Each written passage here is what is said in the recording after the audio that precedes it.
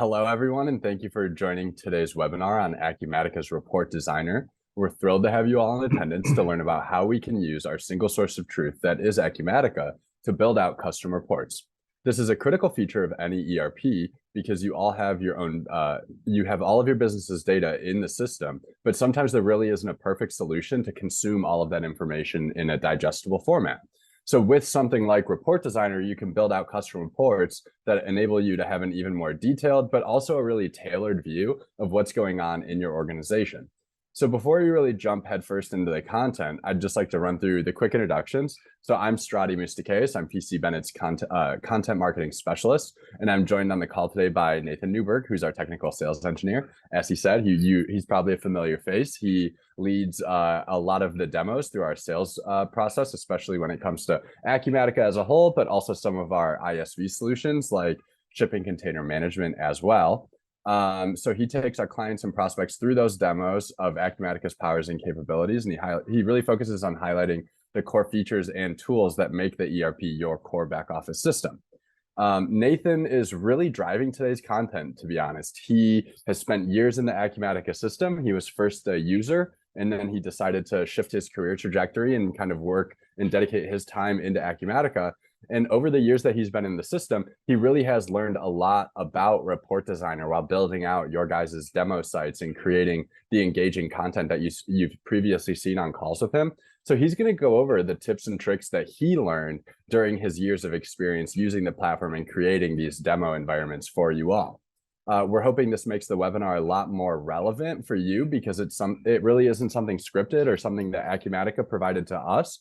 Nathan really just, through his experience, created these kind of like core things that he thought were important to how he uses Report Designer. So he really wants to impart that knowledge onto you folks so you have a better idea of how you can use Report Designer as well. So before he really dives into that, I'll just go over the agenda really briefly. So there's kind of 3 different steps that we're going to take you through in terms of the level of difficulty of these tips and tricks that Nathan has. So really simple stuff. It's going to be a beginner to start off, and then we'll dive into some more intermediate tips and tricks, and then we'll go into some pretty advanced stuff that gets into kind of the weeds a little bit, which I think will be exciting for you guys to kind of dive into and sink your teeth into and get some greater info that way. Once the webinar ends, I cannot promise you're really going to be the perfect Report Designer user, but you're really going to have a significantly better experience when using the tool. And the outcome of having more data and analytics is going to be a great driver for you guys in your business. So really hoping that through a webinar like this, you're going to be able to create solid business outcomes by having that kind of access to your business's data. So what is going to be in the beginner section?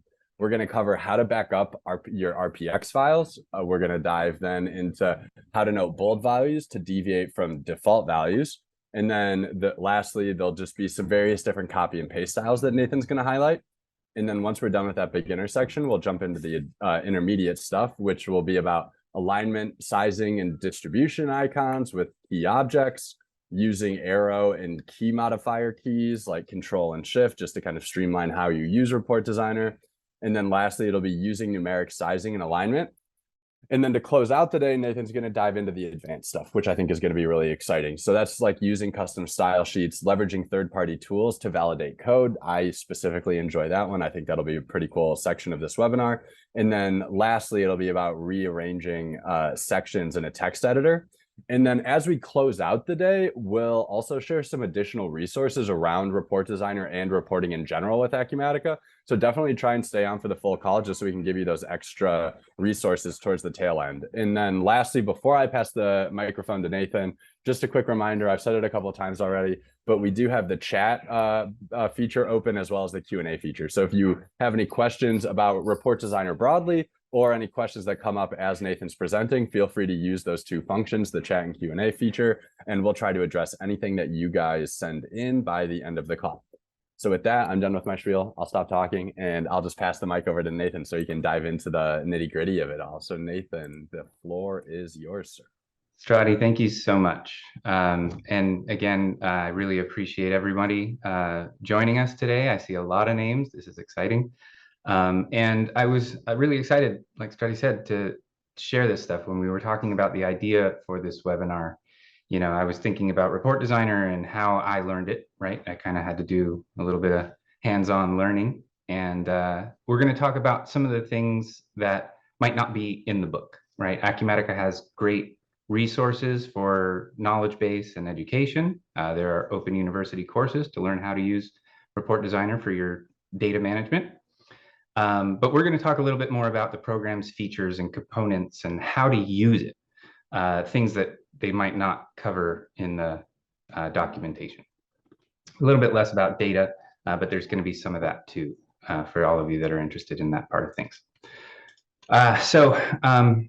Again, I'm hoping everyone's going to be able to get a little something out of this that they can use to improve their experience with Report Designer and make their report building a little bit more fun and efficient.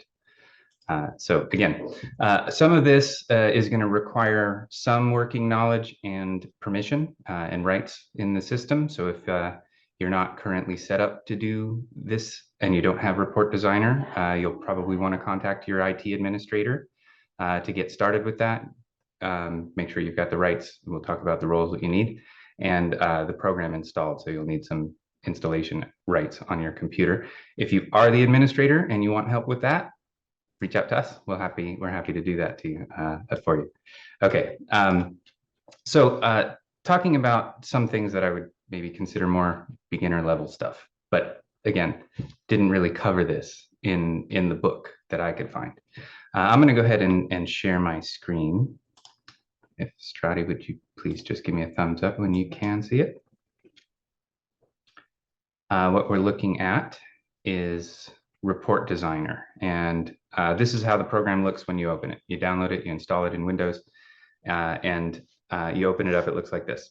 If you don't know how to get to a report, this could be a little bit confusing. So the easiest way I found to edit a report that you're looking at is to start in the Acumatica user interface. So I'm going to open up our user interface as well. I look in my favorites here, and I've got my favorite sales order ready at the access. So we'll load up the sales order screen. It's just a simple order to a customer. We're going to use the sales order report as our sort of playground today. You can see I've got an order here, a couple of items. Note they've got some item notes on the line items. I'm going to go ahead and hit the print sales order button, and that is going to bring me to the report as it exists in the user interface. Didn't run. Let's run that one more time. So that prints the sales order as it stands, right? This is the default report in Acumatica. I haven't made any changes to it. Let's go ahead and pull that out. We'll stick it over here just to keep a reference of that. Now, if I wanted to make changes to this report, I can hit the little pencil icon. If I have the Report Designer role in Acumatica, I'll have this little Edit Report button. That makes it really easy to download the report and open it in Report Designer. You can see when I click that, it gives me the ability to download this RPS file. Note that. The file extension is RPS. When I click Save, it's going to download the RPS file, and then I can open it. That's going to prompt me for my username and password. Of course, Acumatica being rights managed, you won't be able to open or edit a report without the proper access rights. So I'll go ahead and enter my password here. And what that does is open up the sales order report in Report Designer. Okay, we can see here that we've got some data. It looks a little bit different than the blank report that we opened with the program. You can see I've got 2 instances of Report Designer running here, so that's nice for referencing maybe different versions of a report, or if you want to look at what you had done in your backup. Well, that's a good point, right? So how do we know we've got a backup of this report? Of course, the report is saved on the server. If we make changes to it, Acumatica allows us to save the versions of the report as we change. If we don't do that, though, we could overwrite an older version. So I always recommend as a best practice to make an offline backup of your report. And if I hit the Save As button here in the File menu, that'll allow me to save an RPX file. Note that this one is an RPX. I'm going to go ahead and save it over the one that I've got there. Just hit OK and replace it. Now, what's the difference? we're going to take a look at those files a little bit more closely now. I'm going to open them with Notepad, just simple Notepad, so you can see what's inside. They're encoded files, but not very complicated. They're human readable, right? So here is, pardon me, here is your RPS file in Notepad. You can see there's not a lot of information there. And I thought I was backing these up. I was saving my RPS files. I was good to go. But nobody told me that that's not what I was doing. So when I figured out I wasn't saving that, I opened up the RPX file, also in Notepad. And we can see here that there's quite a lot more information. I'll show them side by side so you can see. So this is the file that you need to download the report, this RPS file. Double click that, it'll download the report and open it in Report Designer. But if you want to actually back up the contents of the report, including all the code, you can see here, you'll need that RPX file. Okay, so again, just as a best practice, you want to have some offline backups. That's how to do it. Okay, now that we're in Report Designer, what are we looking at? Everything here, like I said, came out of the box. This is our vanilla sales order report. We can see on the right side of the screen here, we've got a properties window, and that tells us a little bit about the report. I'm selected on the main report entity here. If you look up in the upper left corner here, there's an intersection where the two rulers meet. And if you click that little black box, you're going to get properties that apply to the report as a whole. Okay, so this is above all of the sections. All of these properties apply to the report as a whole, including, note this styles template. We'll talk a little bit more about that later. But again, if you want to make changes to the size of your page, you can do that here, right? Page settings. You can see that this is set as an A4 report. If I'm making a custom report and I want to format that to letter, I can do that here. I'm not going to make changes to the size of the report in this instance, but again, just note that that's where those settings are if you want to make corrections. Okay, now we're looking at fields here in the report. If I highlight one of the sections here, the header section, you can see that there are some values that have been bolded, right? The bold values indicate that they are changed from the defaults. Now, if we created a new section, these would not be true. They've been modified to be true so that we'll print on every page and whether or not the report has data in it. Okay, I'm going to click on one of the other fields here. Let's say unit of measure.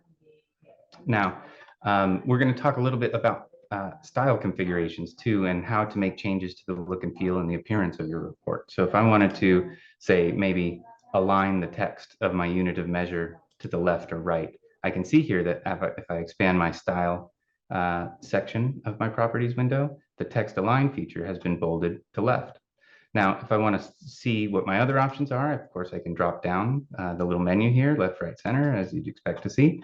If I want to cycle through them, I can actually double click this little field here and go through all of my options. And you can see the unit of measure field changing as I do that. Okay, so maybe I want to align my unit of measure to the right. I want the one below it also to be aligned to the right.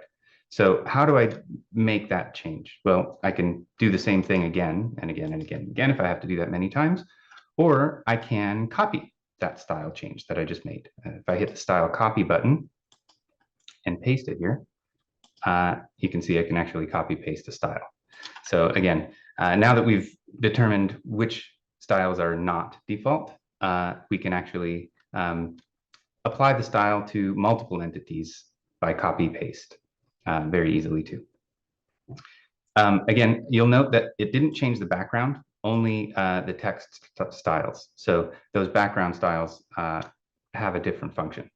We'll talk a little bit more about how you can see those and where to find out what styles are what coming up here. Okay, so that's the beginning of things, right? How you want to change a font, size, alignment, things like that. Now, if you have more than one of these and you want to make changes to multiple entities at once, or maybe you want to make a new field and you want it to be aligned with another one on the screen. You can see I've just dragged the bottom of this section here to give myself a little bit more room to work with. This is my detail section of my line items on my sales order. I'll shrink that back down when I'm done, but just so I have a little breathing room here, I made a little space. I'm going to copy and paste this unit of measure field, right? I just hit Control C and Control V on my keyboard. I really love keyboard shortcuts. So I'm going to be talking a little bit about those. I think it makes using Report Designer a lot easier for some things. So Control C, Control V, you've also got shortcut buttons up here to the cut, copy, and paste. If you don't want to use the buttons, you've got cut, copy, paste, and delete up here in the edit menu available to you as well. Okay, so now we've got the unit of measure. Maybe we want to make that aligned with our item description. Well, you can see I can click one, or when I click another one, it changes. If I wanted to hold more than one entity, I can click one using the Control or Shift key on my keyboard. I can select another one. Now, one of these is white and one of them is black. Nobody told me what that meant until I had to play with it a little to figure out what was going on. And I have some experience in other programs where what we call key objects help us to make these alignment adjustments. So that one in white, that's your key object, your anchor point. The other entities that you select are going to conform to that one. We're going to talk about some of the other icons in the top here. Now, these might be obvious to some people, but again, this isn't stuff that they talk about in the instructions. They don't tell you how to use these things. And if you didn't look up here or have the curiosity or want to bother, you might miss it. It's really easy to miss this stuff. But we've got some pretty functional buttons here that allow us to do alignment much easier than with a mouse or keyboard. We've got entities here to bring to front or back, right? So we've got layers, a Z layer in the report designer. If a field overlaps another field, we can bring it forward or back in the third dimension. Next to the positioning icons, the Z positioning icons, we have the alignment icons. So I'm going to select my item here. The first one I select is highlighted in white. That's going to be my key object. So it's always the first entity that you select. Now I'm going to use the align left button, and that's going to move my unit of measure over to the left side of my item field. Again, so the key object becomes the anchor. Now, if I wanted to move it to the right, I could do that here. We've also got an undo button. I'm going to undo both of those steps. Now, if I had just selected my two icons and clicked the align right button, that's going to make my right edges of those two items aligned. We can do this with one or more than one or 5 or 10 or however many you might need. Now, to do that with multiples, you can hold Control or Shift and select them, or you can drag your mouse. So if I hold Shift on my keyboard and drag the mouse over the other three, it's going to highlight all three of those. Now that I've got them all selected, I can actually, I think I've got the detail header section selected as well. So let's just grab the three here, and then I can align those all together as well. In addition to the align icons, left, right, center, we've got the same for top, middle, bottom. So if you wanted this one and this one to align on their tops or bottoms, we can bring the bottom one up to the top just like that. Okay, back a couple of steps. Top, middle, bottom are going to work just like left, center, and right. We have another button here that says align to grid. That might be helpful if we've got some entities that don't fit our grid pattern. Now, what does that mean? Well, if you notice, you've got some dots in the background here. When I select on the detail section entity and look over at the properties window, you can see I've got a grid size here. This will allow me to actually change the distance between these dots. And those settings, the width and height of my grid, become what I call my major unit. Okay, so if I wanted to have a little bit more granular control here, I could actually make this 4 pixels by 4 pixels. And you can see here the dot pattern changes to represent that. I've got 4 pixels by 8 pixels, so it's not even, not a square number there. But there, if I change 4 to 4, you can see I've got more dots here. And with my mouse, I can drag and snap to any of those dots. But each entity also has a size in pixels. Those sizes numerically represent the size of the entity on the screen. And they can be different than multiples of your grid, right? They just happen to be in this case, but if they were not, say, for example, this were at 41, I'm changing this numerically, it doesn't fit on the grid and it might not line up just right. And those things don't look very different on the screen here, but when you print them on paper, they get a lot more noticeable. If I hit the Align to Grid button, that's going to move the entity back to its snap location, which is one of the major units of your grid. Okay, so if there are any questions about that, please feel free to reach out with us. Okay, so again, you can change the size of your grid. You'll notice some of the reports in Acumatica, the default ones, are actually, they use some of these 4x4 grids. So I'm going to put that back at 8 pixels by 8 pixels.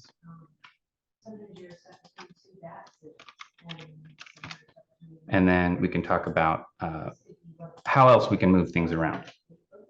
Okay, so we talked about copy pasting styles. We talked a little bit about moving them using these icons up here. What else can we do with them?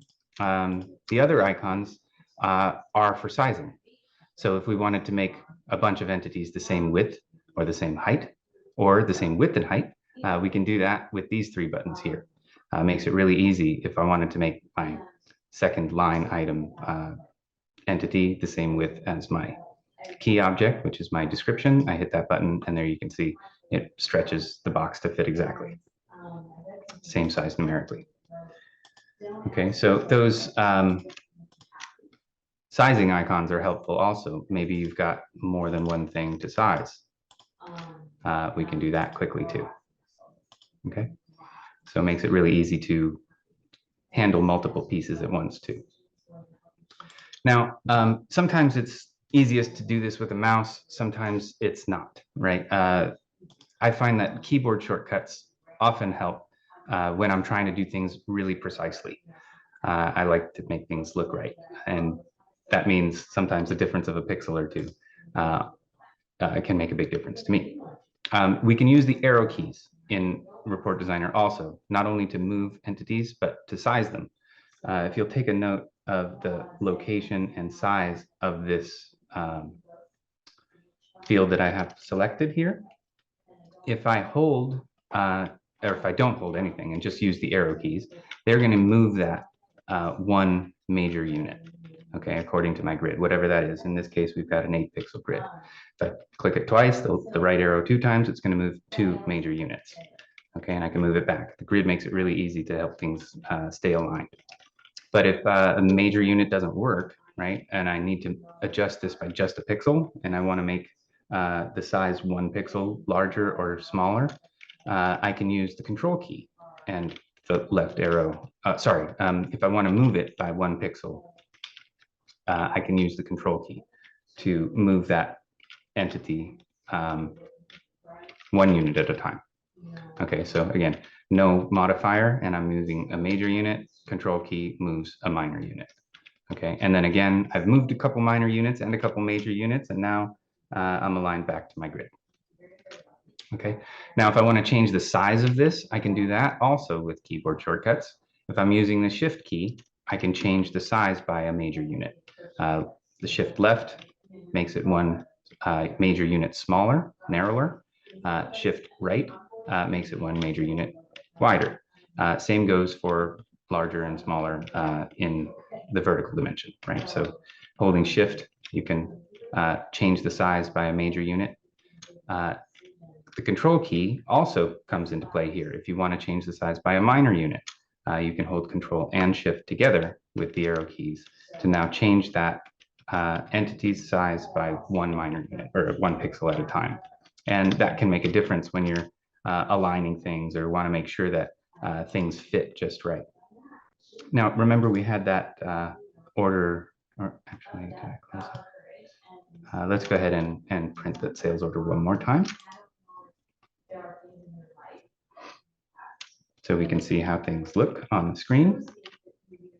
Another quick tip that I learned through using the program is we can actually see these changes as we go in a couple of ways. We've got the preview tab in Report Designer, although that uses the Report Designer rendering engine to show us the report, and it doesn't look exactly the way it does in your browser. And it doesn't look exactly the way it does on a PDF when you print it or on paper.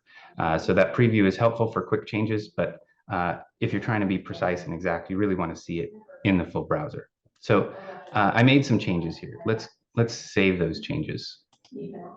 I'm going to save my RPX file, right? I'm going to click Save As. I've got my original. I'm going to give this another letter just so I can keep an extra version of that, right? Now I'm going to go and save it to the server. You can see that the report name doesn't change. It's the same number that I've downloaded, but it gives me a box here to add a version description. So I'm going to put in today's date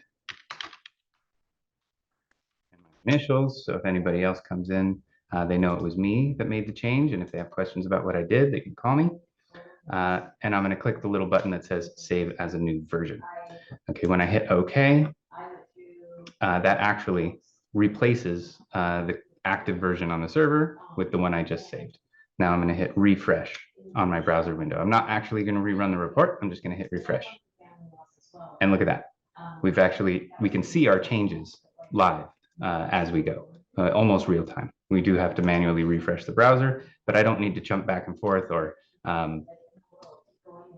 save and preview and save and preview. I can just do that quickly in the browser. I don't have to re-upload it every time. Hey, Nathan, Yeah. we do have a couple questions that came in, so do you mind if we just address some of them real quick? Sure, yeah, go ahead. Yeah, cool. So first off, is there a place to download kind of like a legend that has all the keyboard shortcuts? I don't know of one. That's a great idea, though. That's something that we should look at making.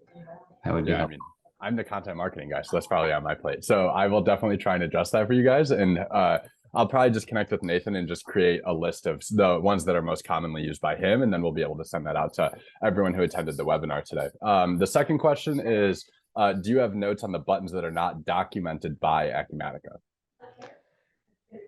Only the ones that I've made along the way, and we haven't really documented that. But that was exactly the reason for having this webinar, right? These are the things that I couldn't find documented anywhere, so we wanted to share those with you. So now that we've got that out there, hopefully our content marketing specialist can help us create a document that you can reference that'll help go along with this content. Yeah, definitely. Great suggestion, and thank you. That's something I think the community could certainly use. That's why I'm happy to do webinars like this. It leads me to having stuff that I can create for our clients. So that's always great. Okay. And then lastly are there any tricks to sorting groups correctly? This person has followed the instructions that Acumatica provided, but they don't seem to sort in the order expected. There can be a lot of reasons that groups aren't sorting correctly. So if you're having a particular problem, I would say to reach out to us at customer care. Open up a support ticket and we can help you look at that particular issue because again there can be a lot of reasons why that might not be happening. It could be something in the joins in your SQL in the report definition, and again we weren't going to get too deep into the data today side of things, although I'll show you some ways to use it. The particulars of which thing could be causing that, again, I'd need to take a closer look at that particular scenario. So please do reach out to us and we'll follow up with you afterward. Yeah, that's everything that's in right now. So feel free to go back. Sorry for the awesome. interruption. No, I appreciate you answering that. Thanks for the questions. Okay, so we were talking about sizing entities. Now, one more thing I wanted to note is that those moving and sizing keyboard shortcuts work for more than one entity at a time. So I'm going to select my header here and all of the other, not all, sorry, all except the far right one, I'm going to change the size of those by 1 major unit, narrower, right? So I'm going to hold Shift and press the right arrow on my keyboard. You can see that that changed the size of all of those by 1 major unit. If I hit refresh in my report, you can see, oh, no, I didn't save it. Now that I've saved it one time to the server, I can actually use the save icon to refresh that again. So hit the save icon one time, refresh one time, and now I should see those spaces in my headers. And I think that was the last thing I wanted to talk about with moving and sizing. Okay, now that question relates to another area of the program that doesn't really get talked about much, and that's what we're going to talk about next, and that's how to bring in new things and rearrange things that might already be there. I haven't found a way in Acumatica to, for example, rearrange these sections. I've got a notes section here. Maybe I want to add another notes section and I want it to appear above this one. I've got an item in my Acumatica installation. Some of my items are fragile, right? So I've added a custom attribute. If you guys know much about attributes or if you're using them now, this is a very powerful feature in Acumatica. These common attributes we can create in one place and then use them in multiple places in Acumatica. So I've created an attribute called fragile. It's a checkbox, just a very simple attribute. I've associated it with the item class that my computer item belongs to. And I've labeled my computer item as a fragile item. Now I want that to appear on my sales order, and it doesn't do that by default. You can see here I've got the attributes. My computer is true. The value is checked for fragile. Okay, now I want that to appear on a report, and I want it to appear only when the item is fragile. So I'm going to actually create another copy of this detail section. I can do that with the duplicate section icon. You can see here it creates a detail section number 3, and it appears below detail section number 2. It's going to copy a lot of the settings that I had, but not all of them. And I need to make some particular changes here. First of all, I need that custom attribute in my report designer. I may or may not have that because in the vanilla report, it didn't exist. It's a custom attribute that we've added. If that happens, we're going to go into the build schema dialog box here. If that happens and you don't have your new field here, for example, this is a sales order report. That field that I added to my item class, which actually makes it accessible in the item inventory item table to me as well. As soon as I add that and start putting data in it, Acumatica adds it to the inventory item table, makes it very easy to add custom data into my system. To use it in a report may take some refreshing. Okay, so I've got all of these tables that I can see that are in my report designer report. I'm going to hit the load schema button here, and it's going to bring in all of the Acumatica tables. Now I can associate some of these here as well. I need that that new attribute field, but I don't have it here. So if I look at the inventory item itself, I know that I'm going to find this in my inventory item table, even though I don't have the inventory item table currently in my report. I can add it. How to do that isn't very intuitive in Report Designer, although Acumatica has recently, in the last few years, added some tools into the user interface that make building generic inquiries much easier. And those tools can actually help us when we're building reports in Report Designer. So I'm going to make a new generic inquiry. Now we're talking about a little bit more advanced stuff and how to get the data out of Acumatica. So I'm going to create a new report here, just call it Nathan. I'm going to add in my SO line table where I have the data in my sales order report. I'm going to hit save. And I want to relate the inventory item table to the SO line table. I'm going to use the add related table icon to open up the dialog box in Acumatica to help me build the SQL and understand what's going on under the hood, even though I can't do this in Report Designer. So if I look for my associated table, the inventory item table here, and I hit the select related table button, I'm going to exploit Acumatica's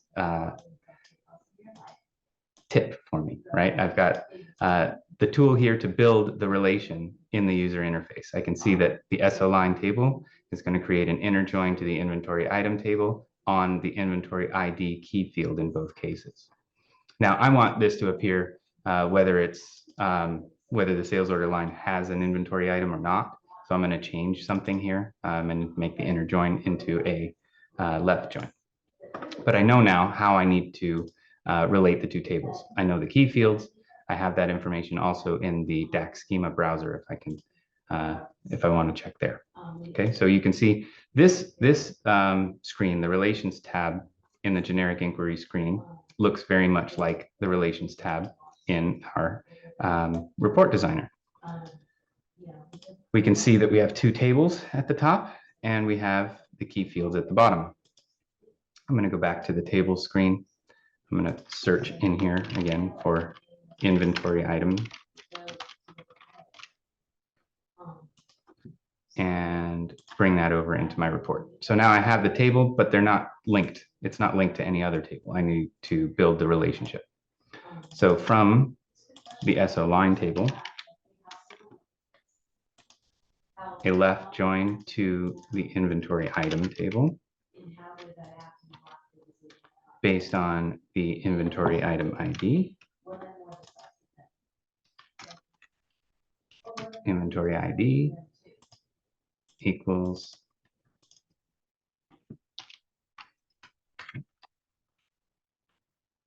inventory ID. So that looks just like this now. Okay, so I used a tool outside of Report Designer to help me in Report Designer.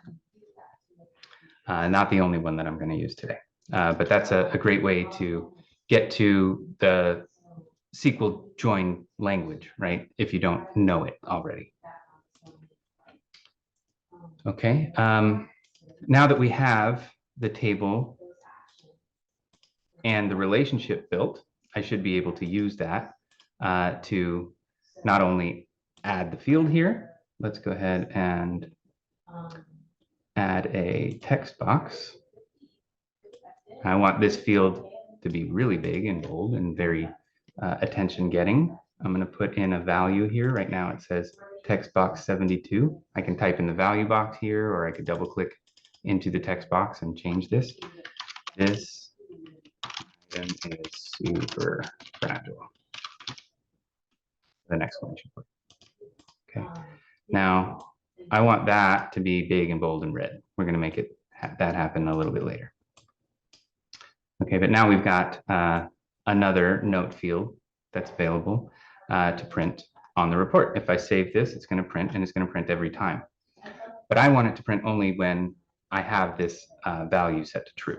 So I'm going to use what's called a visibility condition. Now this visible expression is going to make this section visible when the condition I enter here is true. I'm going to go ahead and open it up.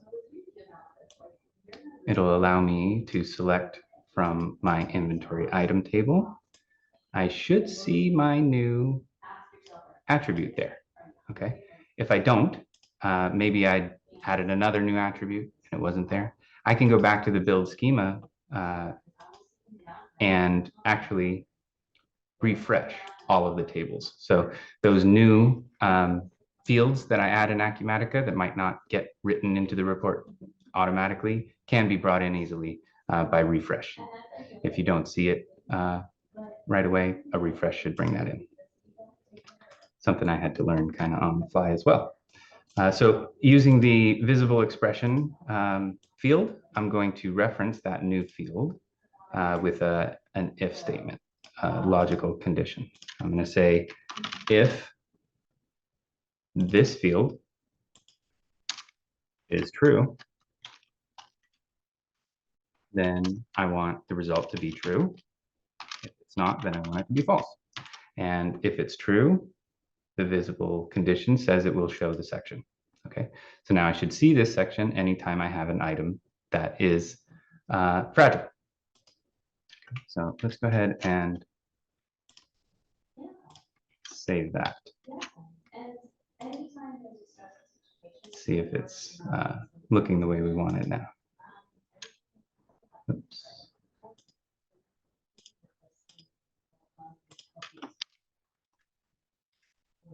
I'm going to give it a new version. Here we go. We've got the item is super fragile. We can see the regular notes and we can see our new notes, but we want our new notes to appear above the regular notes. Now, how can we do that? We also want this to be more attention getting. It looks great, but we want it to be big and bold and red. Well, we've got some styles in the system that we can actually apply. If we recall when we were looking at the header section of the report and we noted the styles template here, we can actually reference those styles by name. Where do those come from? Well, you can open that file, that template form external file. You can actually see what's inside it. Like we were looking at the report in Notepad, I'm going to open up that template form external RPX file also in Notepad so we can see what's in it.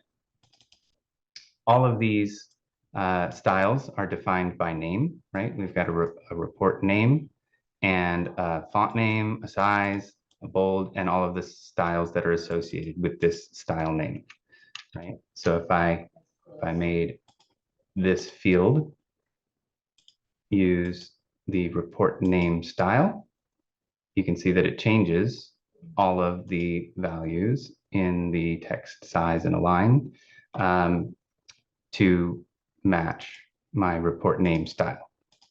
I've got a bunch of these in here and I want to use them sometimes, but I don't know what they look like. So to make that easy on myself, I actually made a new report in Acumatica and I called it template form external visual. In this report, I created one field of each style and I put them all in a row, in a column. So you can see here, I've got report name, report params, heading 1, heading 2, and all of these styles correspond with the styles that are in my style sheet. So now I've got a visual that I can use. This one looks good. I'm going to use that style. It's called heading vertical align middle. It's so big that it doesn't even fit in the box that I made. And we're going to make it that. So if I go and select my field, heading vertical align middle, there we go. Big and red, bold. And I didn't have to make that big and red and bold. These are styles now, defined styles that I can reuse anytime I want. I can add to that sheet and I can make my own, make things look the way I want them to. Okay, I'm gonna hit save again. See how that looks. Much better. All right, now we're getting somewhere, except I want this above this. Now, first time I tried to do that was not easy. I tried and couldn't figure it out. And finally I had to like look under the hood. I opened it up I opened up the file in Notepad and started poking around. I started trying to read it, right? Let's do that. So I'm going to save this as, just go ahead and overwrite my existing one. Note that's 1010 and replace it. So now I'm going to open up 1010 with Notepad and start looking around. I see some names here, looking in Report Designer, this detail section 3, that's what I'm looking for. It's got a name, see if I can find it. Let's just copy that. Detail section 3, find next. Okay, there we go. So I'm looking at this and it's kind of makes my head spin. Reading code in Notepad isn't easy. There are some tools out there that are easier, that make it easier. One that I like to use, free one, is called Notepad++. And I don't endorse third-party programs typically, but this one has been good to me over the years. So if there are many out there that'll allow you to do this, I'm going to use Notepad++ in this example. I'm going to go ahead and open the same file in my Notepad++, and we'll see how it looks different. Okay, so I don't know how to read code, so I need all the help I can get. I'm not a programmer. I just act like one sometimes. Meanwhile, we've got a lot of helpful things in Notepad++ that make it much easier to read than standard text editors that don't have these features. One of those is language encoding, right? If we look at the language, it automatically recognized this as XML and is using some highlighting and color coding to help me determine the difference between what is code and what is my parameter value, what gets written and what defines what's written, right? I've got a document map on the side here. I can scroll really easily and see different areas of my report. And then I can even use another plugin within Notepad++ to compare versions of reports, which is great when you need to look at what you did or remember what you did or make some changes or identify things that are deviating from the defaults. Okay, so we're looking at the code here. I know that I'm able to find my section if I search for it. I'm going to hit find next to Notepad++, and there we go. It also highlights detail section 3 for me. But what it also does is shows me the beginning and end of the section, right? If I wanted this section above this section, let's see, where is detail section 2? I can move it. I can't do this in Report Designer, but I can do it here in Notepad. So I'm going to hit Control X. And I'm going to enter that. Oops. Let's make sure we get it all. And I'm going to enter that above my detail section 2. Okay. I hit save. File and save on my keyboard, or Control S on my keyboard. And I can close that. And now I'm going to reopen that file in Notepad, or sorry, in Report Designer. Just by double clicking the RPX file that I had just backed up. And now I look again and I can see that my detail section 3 now appears above my detail section 2. If I save it to the server, it's asking me for my login and password again. Company.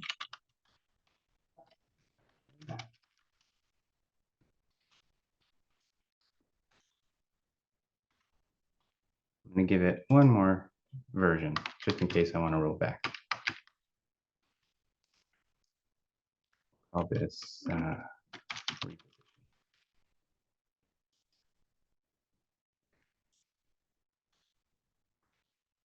now I'm going to open up my sales order report one more time. If I refresh, I should see these things swap places.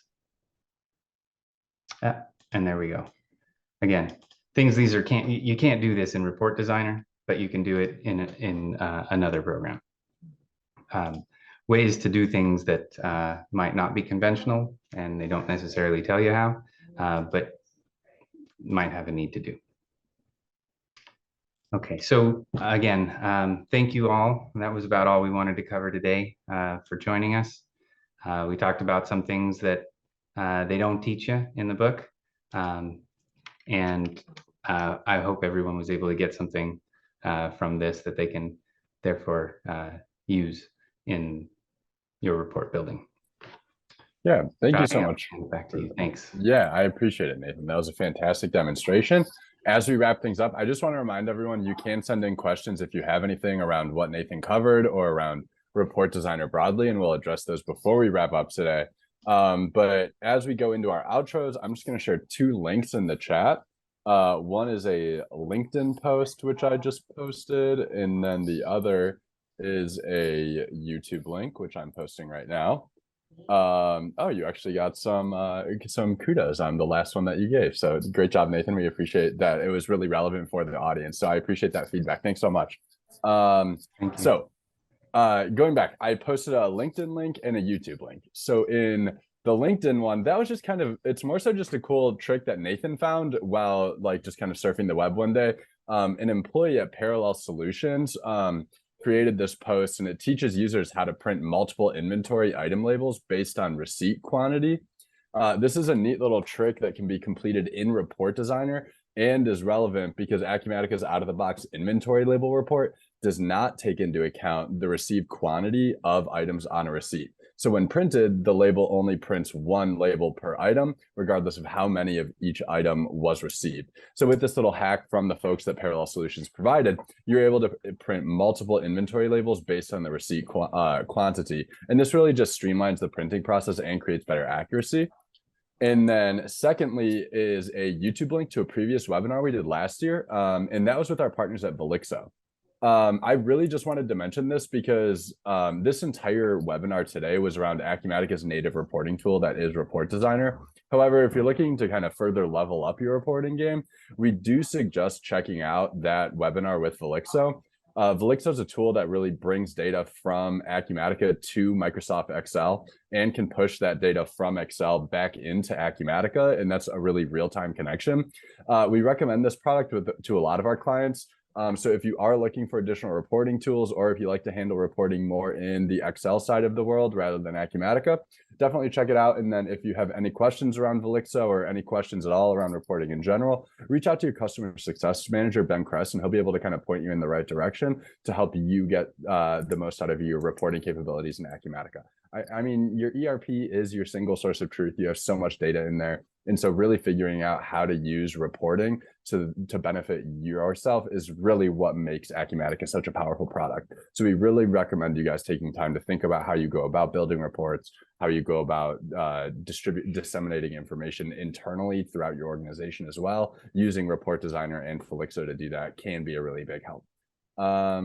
So yeah, we actually did get another question. So we have heard that Acumatica may be switching to an online version of Report Designer. Is that still in the works, Nathan? I don't like to talk about vaporware, but this did come from Acumatica, and I know that they are working on it. Yes, they're working on porting Report Designer into the Acumatica web UI. It's going to be a web app in the future. I'm not exactly sure when it's coming yet. I know they're still working on it. Although many of the tricks that we saw today may still carry over, and until it comes, these things can be relevant. So wanted to get them out there while people are still using this one.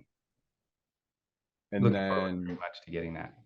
Yeah, and I was just at Summit too in Las Vegas in late January, and I don't remember them mentioning any changes or any major changes to Report Designer that's coming in the latest version, which will be 2024 R1.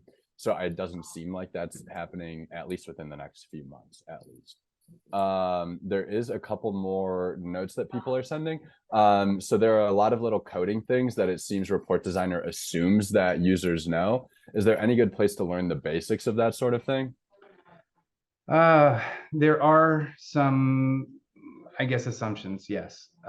So a lot of what you're seeing in Report Designer is XML. So if you wanted to look into resources for learning basic XML, that'll help you when you're looking at the code.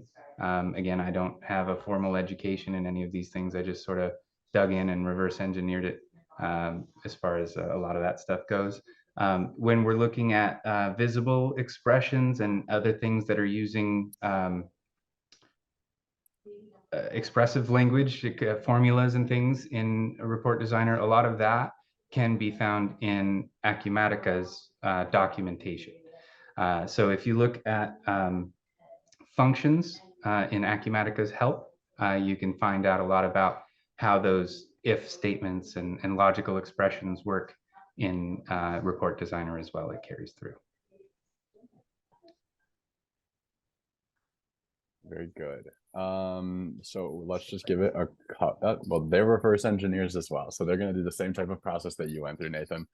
Yeah, I mean, from my standpoint, I specifically called that at the beginning using like those third-party tools like Notepad++, because to Nathan's point, like opening up code in regular Microsoft Notepad is a mess. And so even having something like color coding does make the process of reading code just a lot more fluid, and you kind of understand it a little bit more, at least for someone that's not a native technical engineer for sure. And then as for online resources around learning more about coding, I'm pretty sure Google does have like its own little open university that you can check out and get like certificates in programming like that. So you might want to look at that. I think there's also just some YouTube videos in general. I think I'm personally like I'm 28. I use YouTube to learn all the time, and so I know for a fact there is a lot of coding stuff on YouTube that you'd be able to dive into to kind of act as a student while you watch those videos. So if there aren't any more questions, I would just like to close out by saying that we really appreciate everyone's time today. I'm super glad people enjoyed the content and that it was a really engaging conversation. If you have any questions around report designer or just reports within Acumatica in general, feel free to reach out to your customer success manager. So you'll see his emails on screen right now, benk@pcbennett.com. And then, I mean, if you're in the loop with people within our support team as well, they're more than happy to always assist you with certain items like this. And so again, we just appreciate everyone's time today. Super glad that this was relevant content for you and you folks were able to send questions in. We'll see you next month for another webinar. And then, I think probably around May or June, we'll be doing a webinar around what's new in 2024 R1. So please be on the lookout for that as we show you guys the latest and greatest features that Acumatica unveiled at Summit this past January. So thank you all for your time today. Nathan, fantastic job on the demonstration. Really appreciate you. Thanks so much. Thanks, Trotty. Thanks, everyone. Have a great day.